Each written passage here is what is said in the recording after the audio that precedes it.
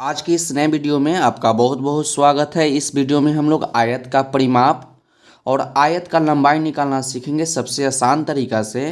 तो यहाँ पर एक प्रश्न लिया गया है कि आयत का क्षेत्रफल 252 सेंटीमीटर स्क्वायर है और चौड़ाई 18 सेंटीमीटर है, तो आयत की लंबाई और परिमाप ज्ञात करें। तो इस प्रश्न को हम लोग बहुत ही अच्छे तरीक़ा से सॉल्व करेंगे और इस प्रश्न को सॉल्व करने के बाद हम आपको एक प्रश्न देंगे जो कि आपको सॉल्व करना होगा और उसका आंसर को कमेंट करके बताना होगा कि उसका आंसर कितना होगा। तो चलिए हम लोग वीडियो को स्टार्ट करते हैं। यदि वीडियो अच्छा लगेगा तो वीडियो को लाइक कर दीजिएगा और चैनल को सब्सक्राइब भी कर दीजिएगा। तो यहाँ पर ही बोला है आयत, तो सबसे पहले हम लोग क्या कर लेते हैं, आयत के बारे में जान लेते हैं। तो देखिए यहाँ पर एक फ़ोटो बनाया गया जिसका इस फिगर का नाम आपका है आयत। आप याद रखिएगा, ये फिगर का नाम क्या है, आयत। और आयत में क्या होता है कि एक लंबाई होता है, तो ये आपका लंबाई हो जाएगा और ये लंबाई है और ये वाला आपका क्या हो जाएगा, चौड़ाई हो जाएगा। इतना बात आप याद रखिएगा कि आयत में लंबाई और चौड़ाई होता है। और उसके बाद याद रखिएगा कि आयत में आमने सामने की भुजा बराबर होता है, मतलब कि इसके बराबर ई वाला हो जाएगा।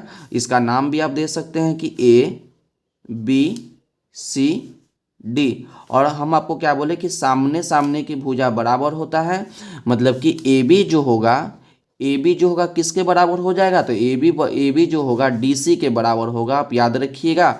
और बी सी जो लंबाई है ये आपका इसमें 3 को दे देते हैं जिससे अलग अलग दिखे। ये आपका 2 वाला हो गया, ये आपका 3 वाला, अलग अलग दिखाने के लिए हम लोग 3 को कर दिए। तो इसमें जो होगा बी सी और ए डी जो होगा आपस में बराबर हो जाएगा। तो लंबाई के सामने वाला लंबाई के बराबर होगा, चौड़ाई के सामने वाला आपका चौड़ाई के बराबर होगा। तो इतना सो आप समझ गए होंगे। अब चलिए हम लोग आयत की लंबाई ज्ञात करते हैं, उसके बाद आयत की परिमाप ज्ञात करेंगे। तो यहाँ पर आपको दिया गया आयत का क्षेत्रफल। तो सबसे पहले हम लोग क्या करते हैं, फार्मूला को लिख लेते हैं। आयत का क्षेत्रफल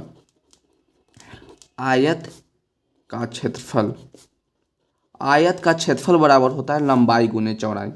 अब फार्मूला को याद रखिए कि आयत का क्षेत्रफल बराबर होता है लंबाई गुना चौड़ाई। इतना तो आपको आ गया है समझ में कि आयत का क्षेत्रफल लंबाई गुने चौड़ाई होता है।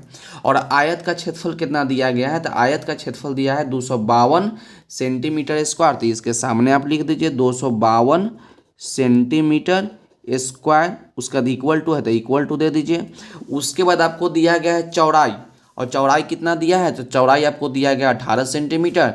तो चौड़ाई की जगह पे आप चौड़ाई लिख दीजिए 18 सेंटीमीटर। और आपको क्या ज्ञात करना है, आपको ज्ञात करना है लंबाई, तो लंबाई की जगह पे आप लंबाई लिख दीजिए। अब आपको क्या ज्ञात करना है, लंबाई, तो हमको क्या करना होगा, इस 18 को हटाना होगा। और यहाँ देख रहे हैं कि दोनों के बीच में आपका गुना है, तो इक्वल टू के इधर जब हम लोग ले आएंगे तो आपका गुना से भाग में हो जाएगा। तो देखिए 252 है तो 252 सेंटीमीटर स्क्वायर, और ये आपका कच्ची में है, ये आपका गुना में है, तो गुना से आपका भाग में आ जाएगा।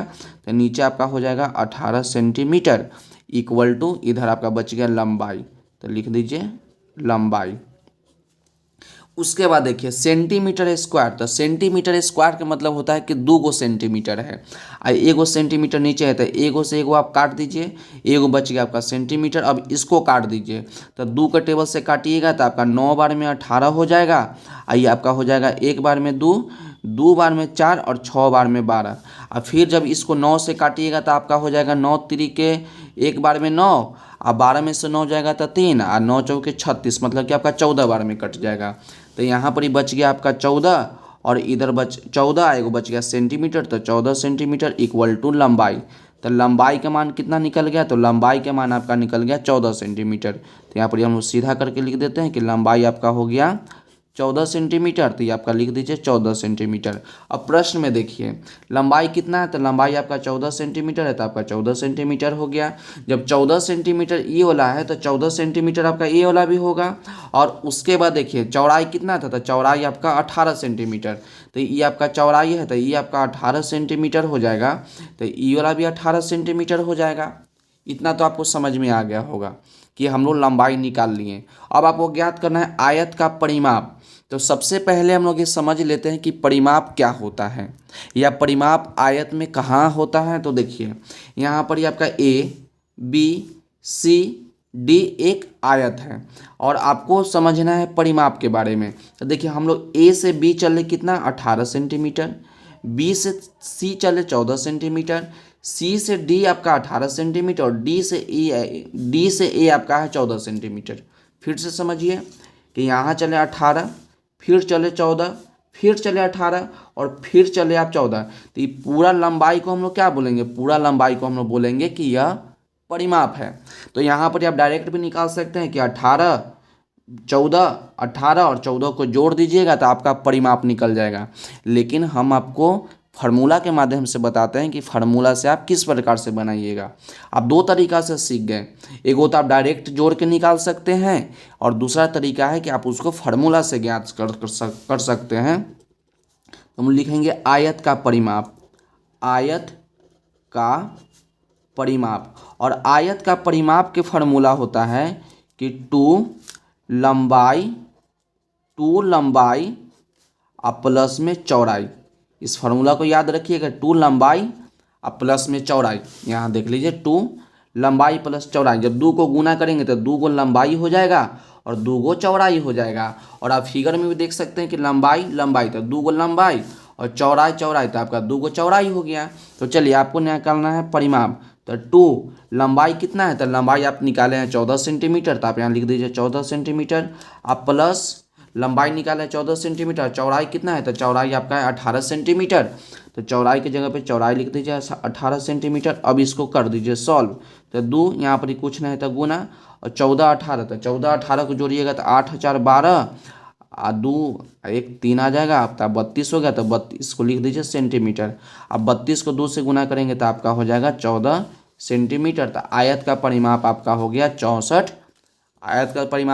64 सेंटीमीटर।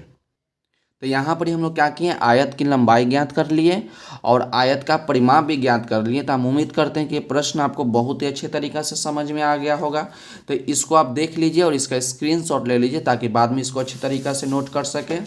अब चलिए हम आपको एक प्रश्न देते हैं जो कि आप बनाइएगा और उसका आंसर कमेंट करके बताइएगा।